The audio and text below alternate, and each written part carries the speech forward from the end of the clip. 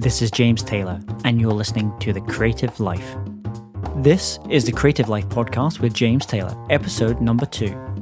The Creative Life Podcast is a show created for you, the creative. If you're looking for inspiration, motivation, and advice while at home, at work, or on your daily commute, then this show is for you. Each episode brings you a successful creative, whether that's a musician, writer, artist, designer, performer, educator, or creative entrepreneur. They share their journey, their successes, their failures, their creative process, their insights, and much, much more.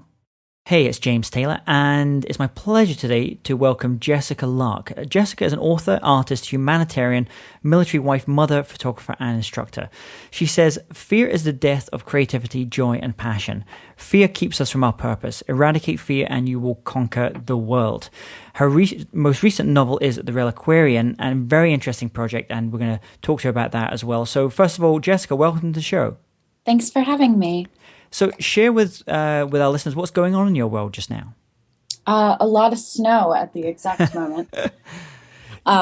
So I have been working almost exclusively on The Reliquarian, which was a huge leap for me from instructing and boudoir, which was very service-based. And I've come to understand in the short time that I've been working as a creative that it is a constant cycle of beginnings and endings and movings. And I think if you can get over fear of change and roll with it, that is where all of the good things start happening.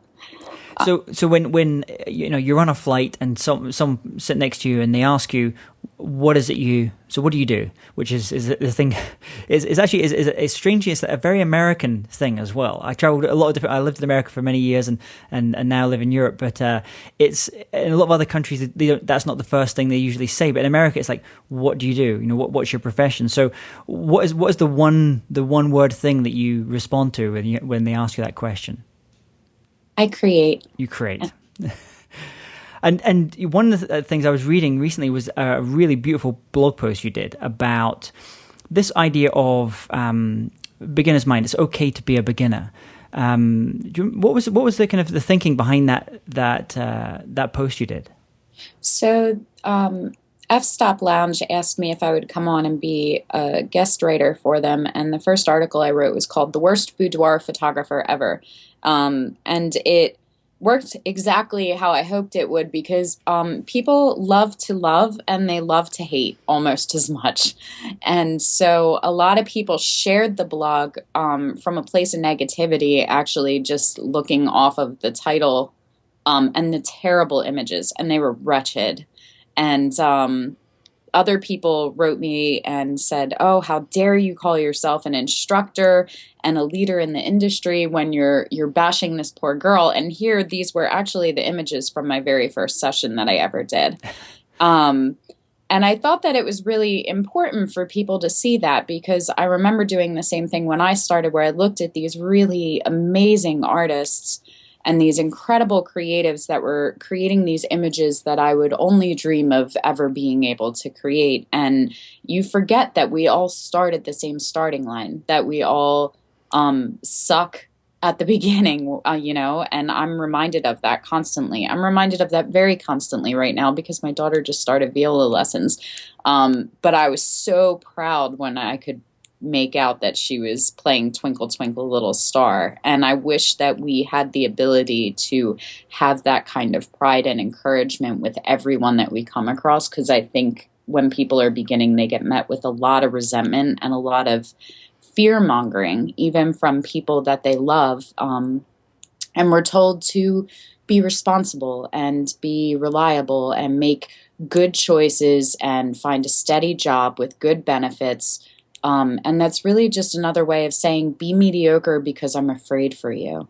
And I think that comes from a place of love, with people wanting you to be provided for and wanting you to be safe, especially your parents. But it comes from a place of fear as well, and fear for your well-being. And the people around us, their voices become our inner voice. So I just wanted to kind of speak out against that and say, my first session I did for $75, and I shot it in my bedroom. And I sent the lighting kit that I bought. It was a very expensive lighting kit from eBay for $100. So of course it didn't work. I had to send it back twice. And only after the third time I got it did a friend of mine tell me that you needed a trigger on your camera to make the strobes fire. They don't have telepathy and do it automatically. So it was actually user error.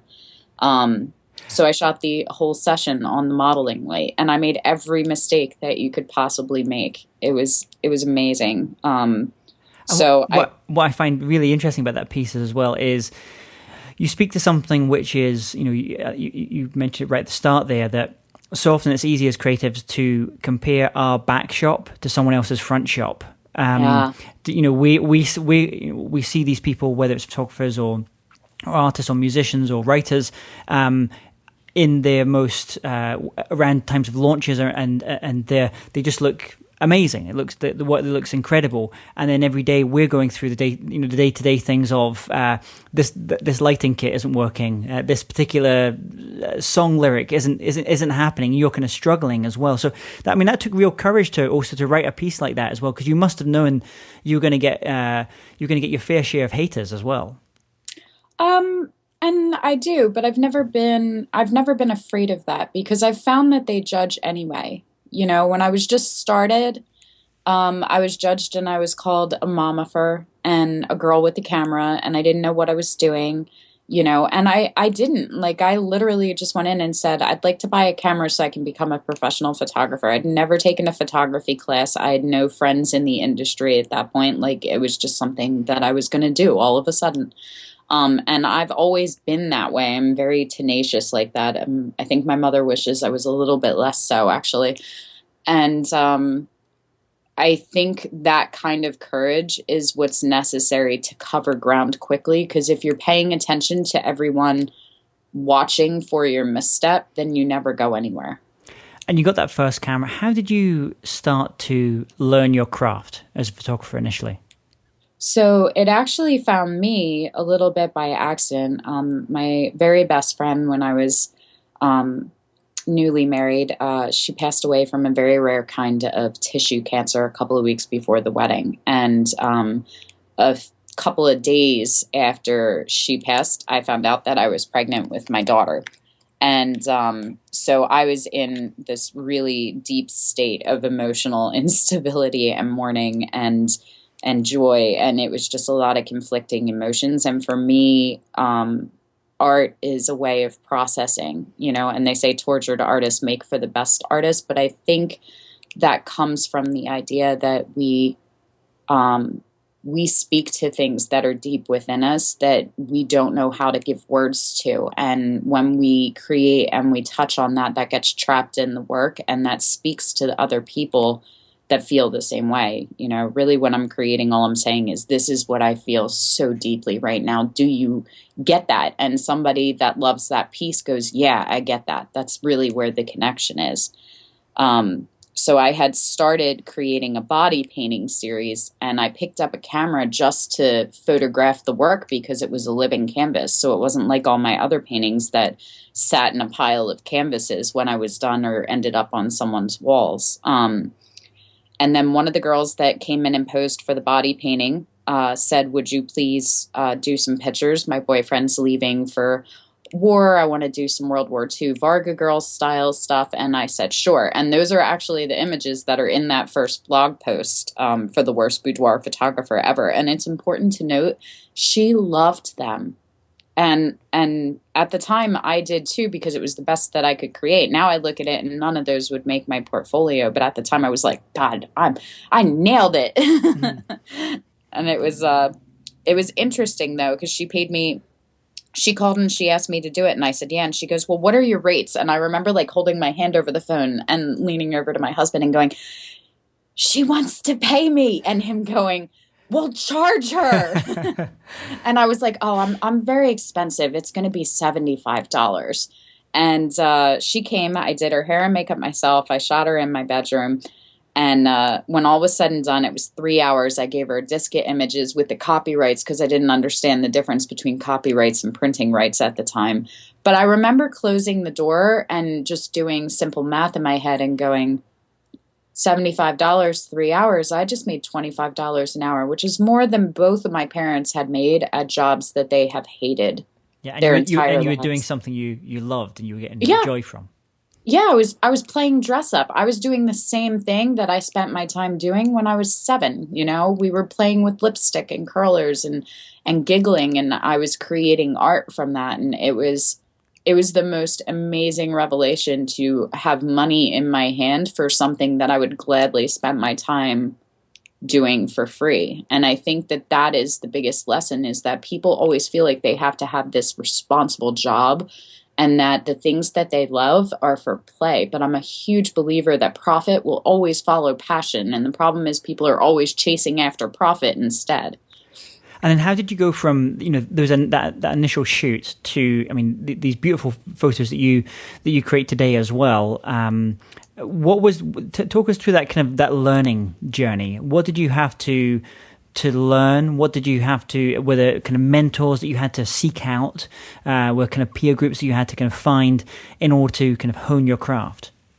So I posted the first images from that shoot on my MySpace blog, because that was all the rage then. Yeah, I remember that. And MySpace.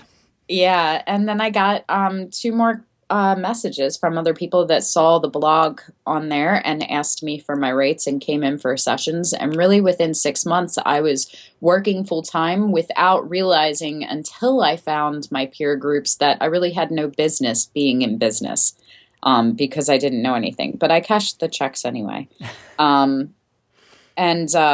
So I found a local photographer, and I went and studied under him in a workshop he was doing. And because I like to pretend to be intelligent, and because I was always a bit of a teacher's pet, I did all my research online.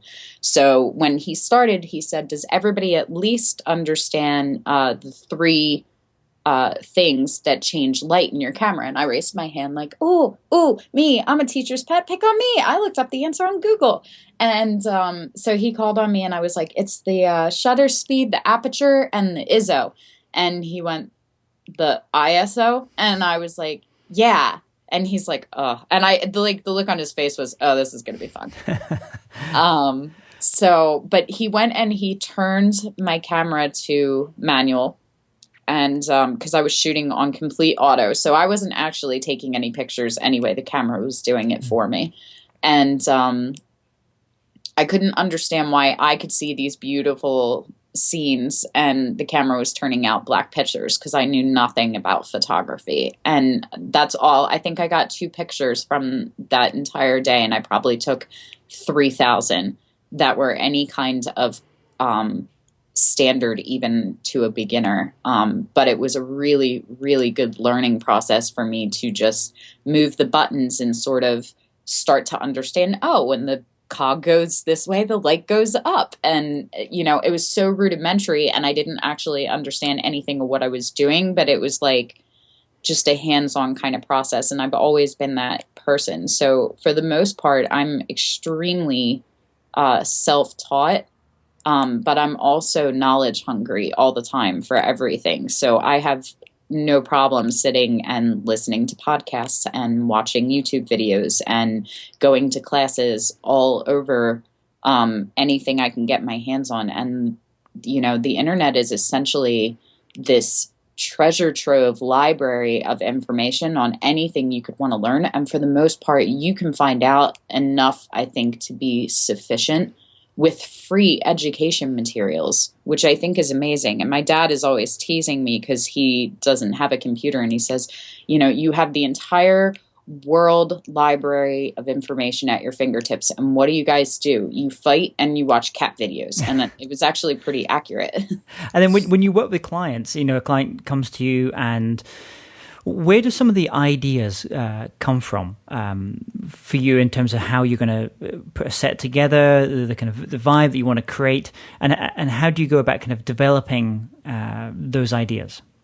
Well, when it comes to actually working with clients where they're the paying customer, I'm always very interested in who they are and why they're coming in, because some people are coming in, for an anniversary and a sexy present for their, their husband or their boyfriend or their girlfriend. And others are doing it for themselves because they just got out of a breakup and they want to make sure that when he stalks their profile that they're the one that got away and not just the ex, and others are, they're getting ready to have children and they want to just immortalize their best figure and body and feel sexy, or they need to rediscover that. And I've found that the shoots tend to follow different lines of inspiration depending on why. I think why is the most important question we ever ask about anything. And so I'll have them create Pinterest boards. I'll have them send me images they love. And then from there, I just kind of take it and roll with it. But for the most part, it's very in the moment. I don't usually pre-plan a lot. I usually just kind of feel it as I'm going through it. And as a photographer, has your creative process changed from what you do now to where you were when you first started? I think when I first thought about becoming a professional photographer, that I had this idea that the more genres I covered, the more potential clients I could have. So I was willing to shoot everything. My first website had like 25 tiles, and I was a senior photographer and a wedding photographer and a portrait photographer and a boudoir photographer and a pet photographer. And pretty much if you were going to pay me to photograph your coffee mug, that's what I was going to do. And it didn't take me long to realize that I hated half of that, and that I had to be doing what I loved. I think that's especially true for creatives. You have to be centered in what you're passionate about, or your work gets stagnant and you don't get hired because people sense that. You can't create stellar work if you're not pounding on your craft day after day. And how did you mentioned that first job you did was the kind of a boudoir style photography. How did you know that was the kind of photography that you wanted to do? You didn't want to do some of these other styles that we just spoke about just there. I think that was always who I was. I remember being very young and being attracted to books on Greek mythology and art books. And I was really lucky because my dad is an antique dealer and an intellectual. So there were always these beautiful paintings. And when other kids were going to the park and the movies, I was going to libraries and museums. And I was always attracted to the female form, especially the nude female form in art. So while I didn't pick up a camera until I was in my mid-20s, I picked up a brush by the time I was 3. And there were a lot of questions about my sexual preferences in college because all of my paintings were hung all over my dorm walls and they were all nude women. So I think I just set down the brush and picked up the camera, but it was really the same medium. And if anything, I think learning how to paint light probably saved me a year or 2 of learning with the camera because I already understood the basics of what light needed to do in order to move the viewer. Because light is very, very important. The kind of photography that you're known for, I would imagine that you spend a lot of time really thinking about how you're going to be doing how you're going to be lighting the subject, how you're going to be giving an ambiance, giving a feel to the shoot itself. Yeah, well, photography in general, photo meaning light, ethnography meaning writing, we are literally writers with light, which I think at heart, before I picked up brushes or a camera, I was a writer. And this is just another form of that. It just doesn't do words. But as far as light goes with photography, lighting is always what sets an image from good to excellent. Always. It will make such a difference in the mood and the feeling of the light, and the position of the light changes the entire photograph. But I think for me, lighting is really an intuitive thing and a way of connecting with the emotion behind the shot and not just the subject matter. And what would you say is your biggest strength and also your biggest weakness as a creative person? I would like to say that my biggest strength is perseverance. My husband would tell you that that's actually my greatest weakness, and he calls it stubbornness.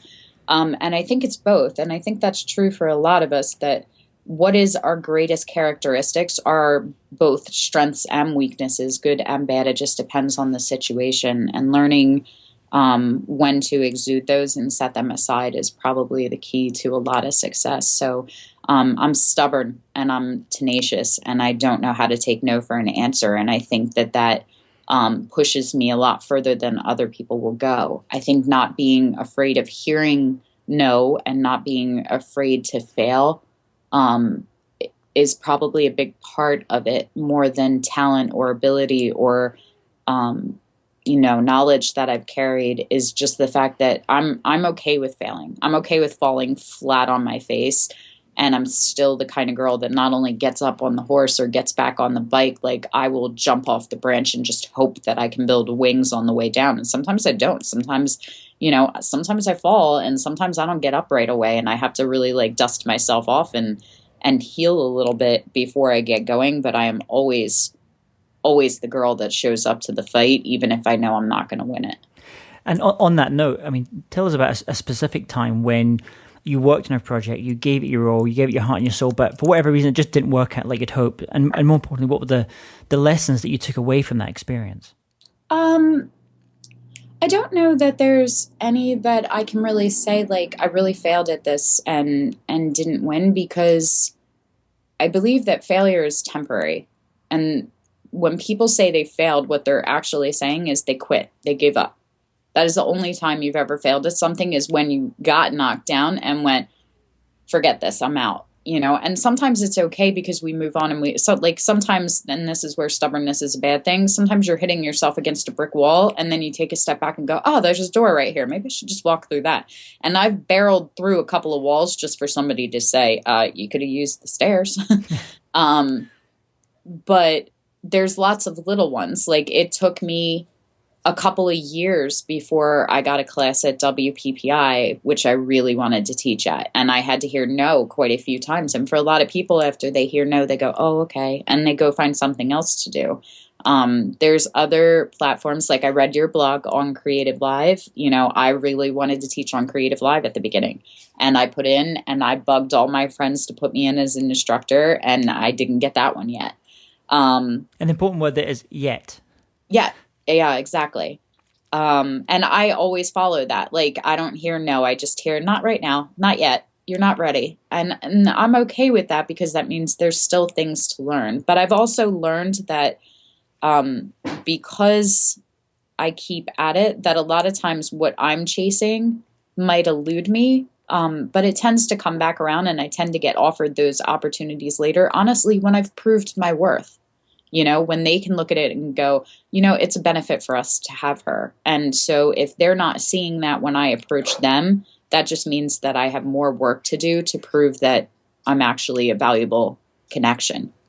And in this creative journey you've gone through as well, tell us about any insights or kind of light bulb moments in your life, times when you've gone, okay, this is the path I need to be going down, or this is maybe a direction I need to be going for.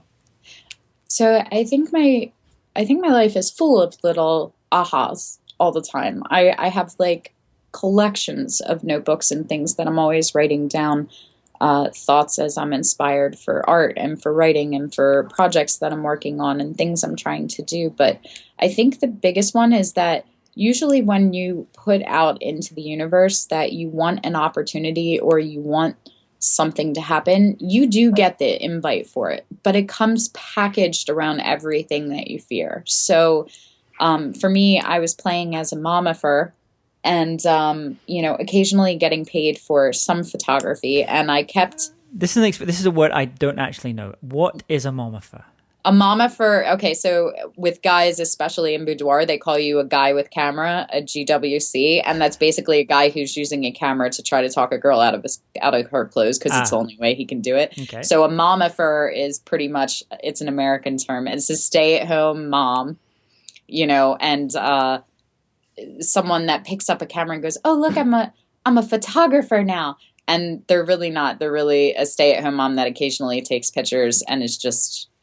kidding themselves. It's actually really derogatory. I don't really like it, but I got called it quite a bit when I was first starting, and it wasn't entirely inaccurate because at the time I'm married to a soldier. He deploys a lot. I had, a newborn and a toddler, and so I was at home. I was not making a living at photography, but I also think that specifically for moms and wives, and women in general, we're so in tune by nature to be nurturing and attentive to the needs of others that it's very easy for us to lose ourselves in who we are as a wife and who we are as a mother and who we are in our relationships to other people, that we forget who we are without all of that, that we are our own person and our own entity.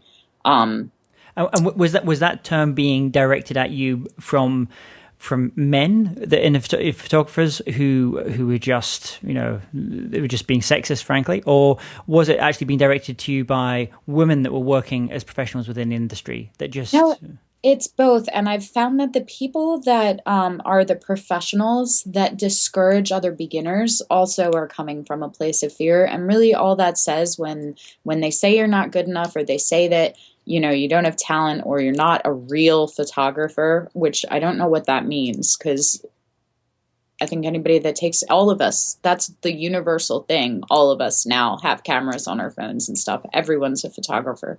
Some of us don't make money at it, but I've seen beautiful moving pictures of people's children and their pets. And, some of them need to rethink how many pictures of their food they're taking.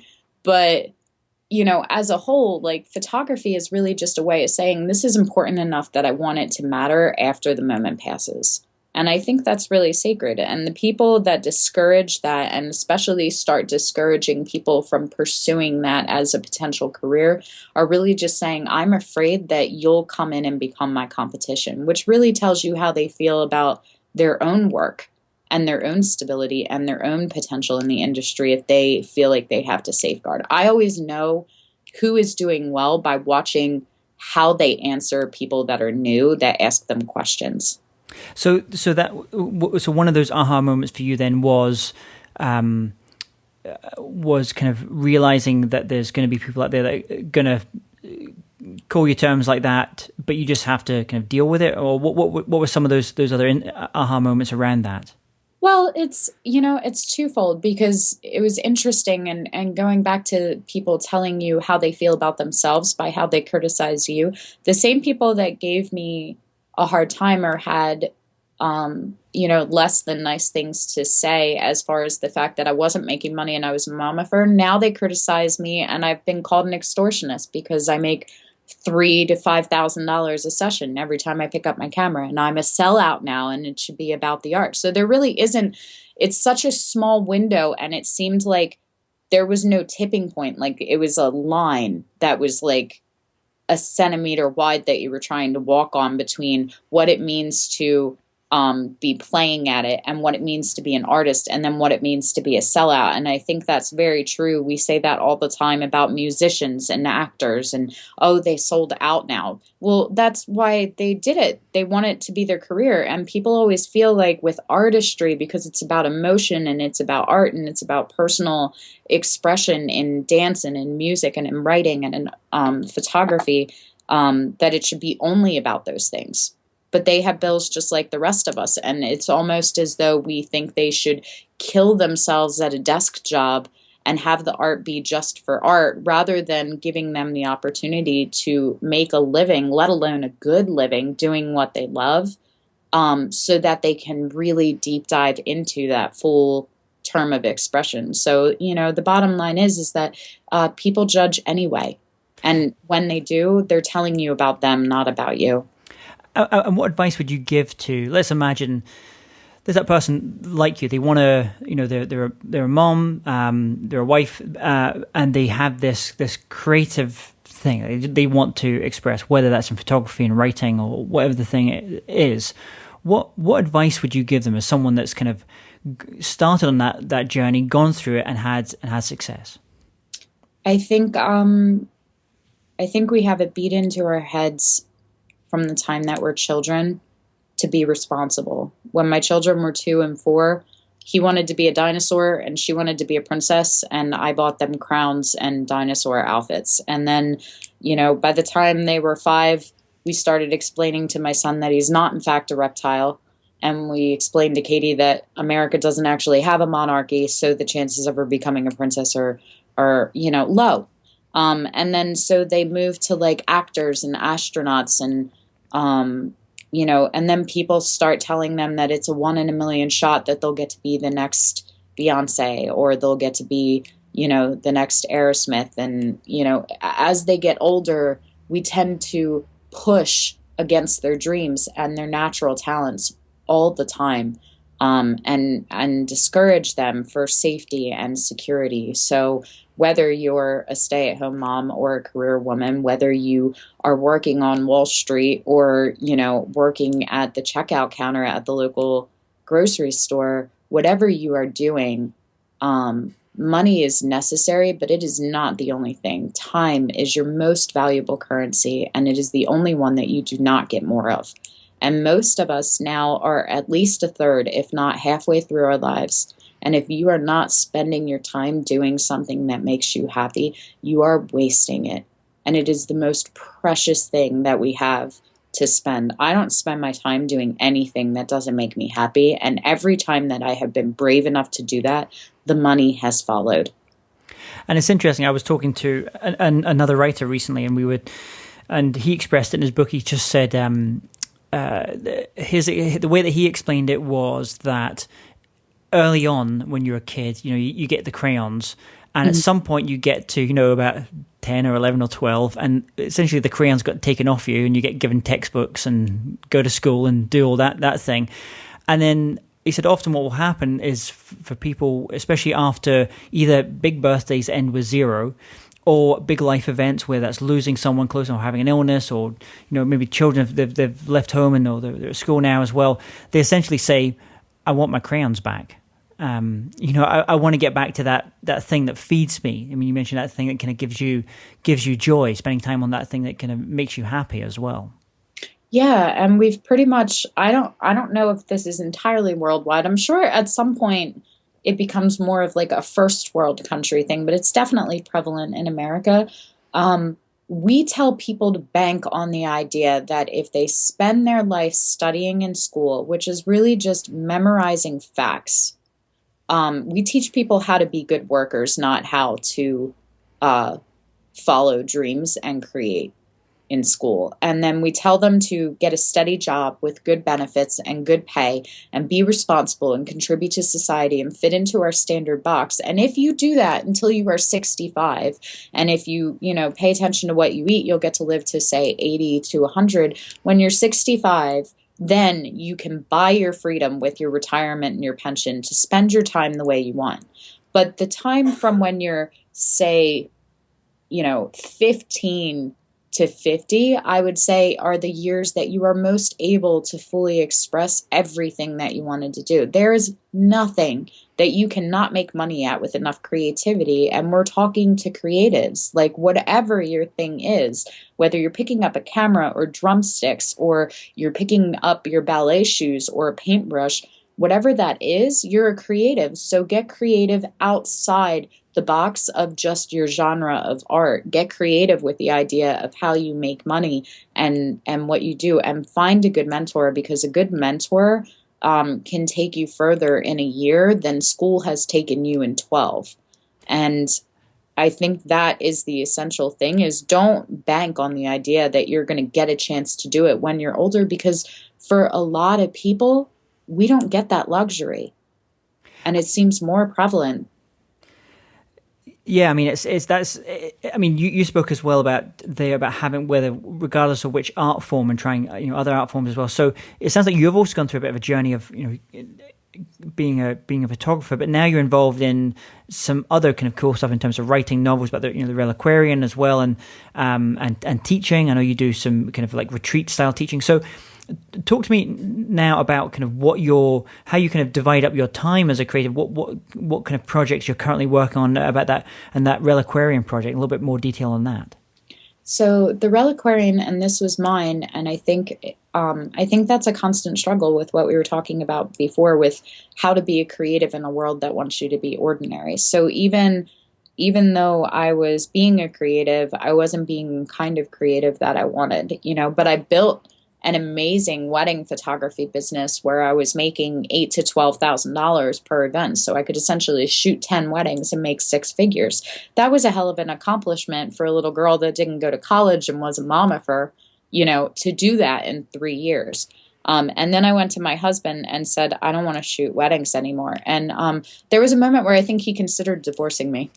Um, but he's, that's the one thing, like when you talk about what's the one thing you need to be successful, it's one person. And that it can be your spouse, it can be a parent, it can be a mentor, it can be a friend, a colleague, but you need one that is always going, absolutely, this is what you were born for, go for it, because your voice fails you sometimes. And he's always been that person for me. And I think that's why I built the wedding business as quickly as I did, and why I built the photography, and why I got on WPPI's recommended books, and all of the accomplishments that I can put on my resume now. If there was one constant through all of them and all the mediums, it's that he always said, absolutely, you can do this.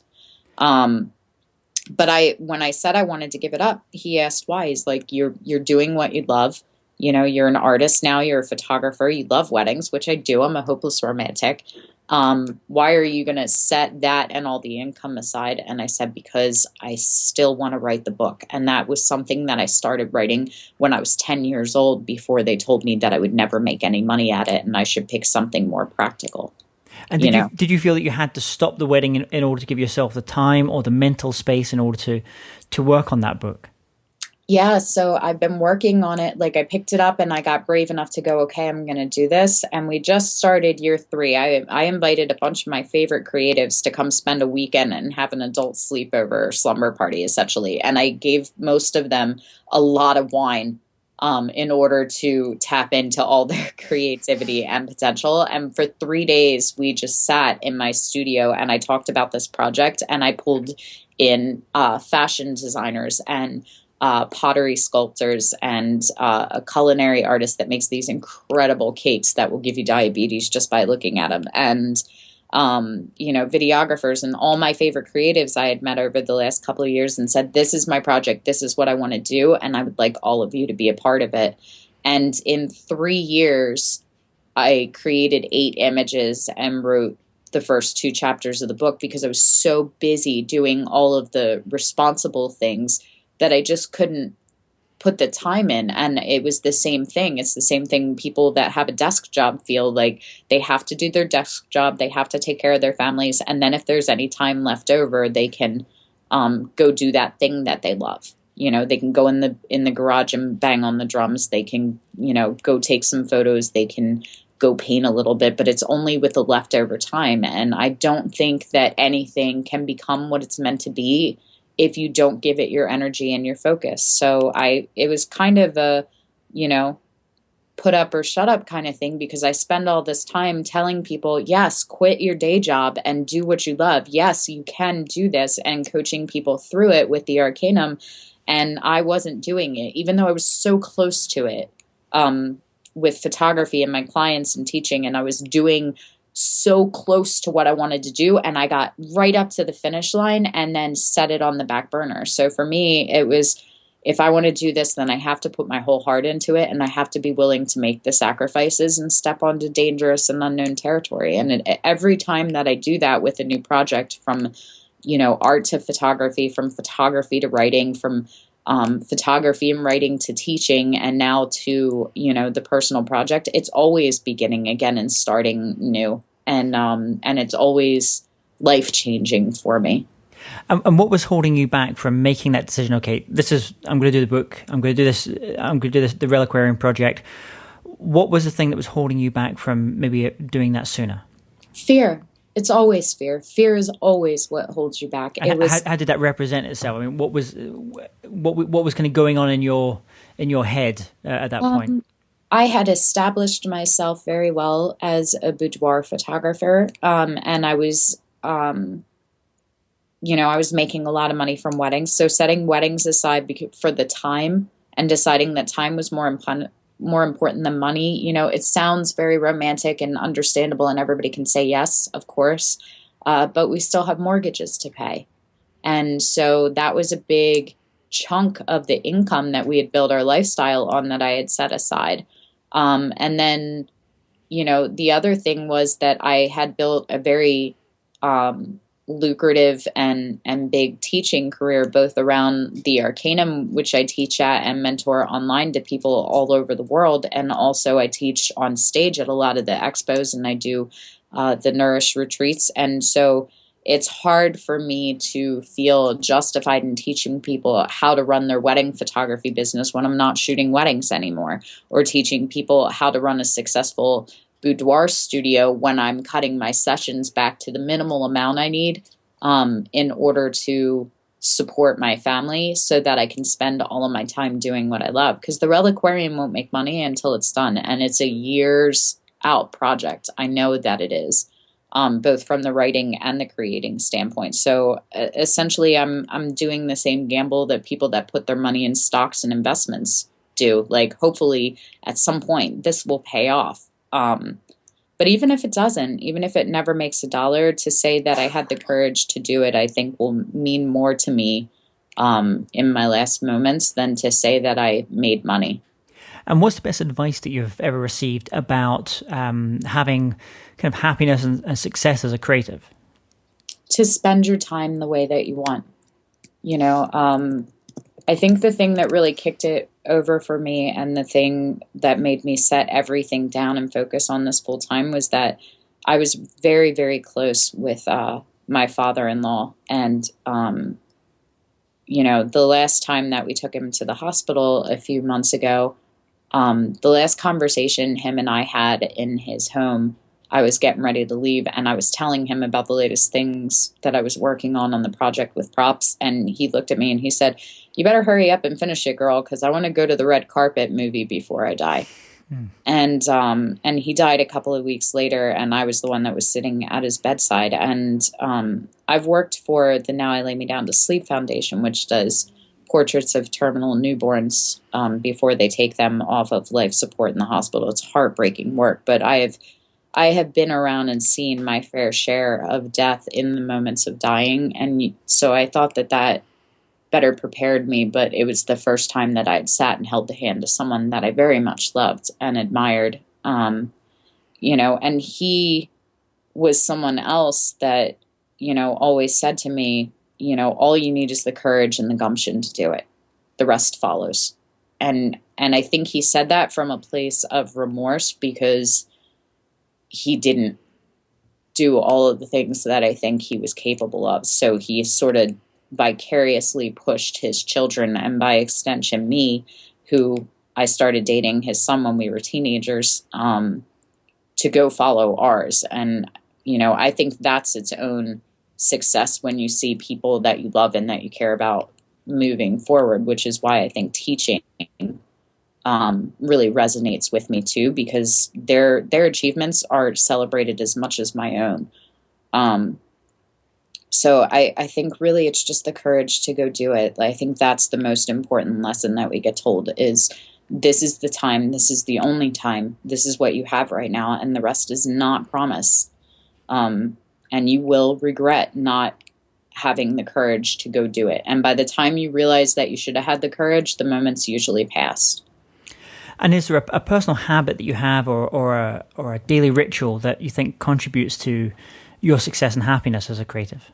Yes, it's this wonderful, wonderful morning routine called caffeine. I don't know that I have a ritual necessarily, but I do think that, you know, it's not the right choice for everyone to go out and quit their job today. And it's not the right choice for everyone to drop everything, because we do have life and responsibilities. More importantly, other people that depend on us as well.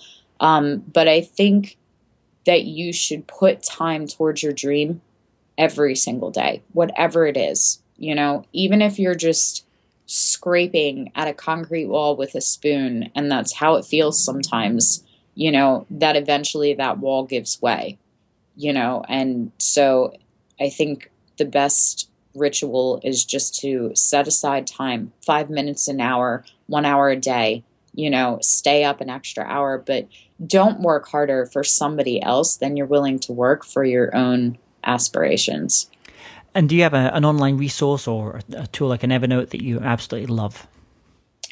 I I don't know about a tool, but I do think that probably the biggest online benefit for me as a photographer and as a writer is probably Pinterest, which is basically just hoarding without the evidence. But I love it. I've used it with clients so that we get on the same page visually, because I've learned that people have very different definitions of sexy and sensual. And, I have people that say they want to get really racy, and their idea of racy is my idea of tame. And then I have other people that I'm like, oh, I haven't gotten into that genre yet. We might be moving out of boudoir and into eroticism.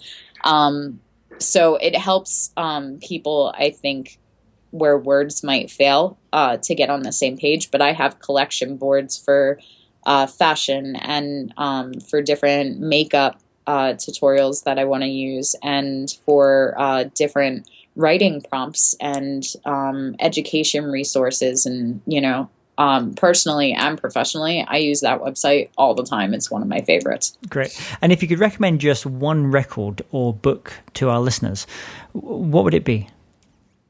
Mine, of course. That's really hard. That's like asking someone to pick their favorite child. I think personally, the book that has changed me the most has been The Untethered Soul. I read that one last year. And it talks a lot about your inner roommate, which is basically the voice in your head that's constantly commentating everything that's going around you. And how that is not who you are, but just the filter for all the information that comes into your mind. And it talks about getting back to the center of consciousness. And it really changed my perspective on a lot of things. The Untethered Soul. And we'll put all these links. So if our listeners, if they go to jamestaylor.me and if they just put Jessica Lark in the search bar, and they'll be able to get the show notes for this with all the links as well. So Jessica, let's imagine if you woke up tomorrow morning and had to start from scratch. So you've got the tools of your trade. Let's say you've got a camera and the knowledge that you've acquired over these years. What would you do? How would you restart things? I think at this point, having if I got to take all the knowledge and all the learning experiences, I think that I could probably move to a different country, operate under a different name, and begin again, and probably be where I am in a year. Because you learn it all along the way. But I think if you're just starting and you don't have any of that, that knowledge is more important than any of the equipment or tech or apps or anything else you can buy.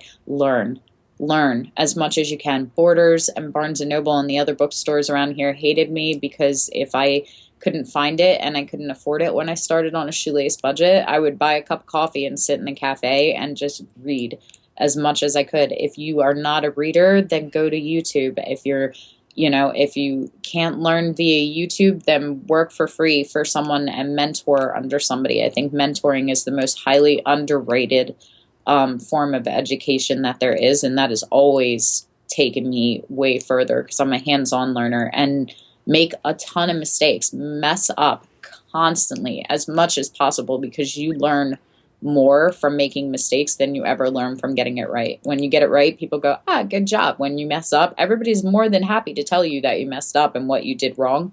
But there's a lot of education to be found in that. Great. And Jessica, some beautiful gems there as well. And share the best ways that listeners can connect with you, find out about the different projects you're working on just now. Okay. So they can definitely find me on Facebook. I have Twitter, but I'm a girl and I'm a writer. I can't operate in 140 characters.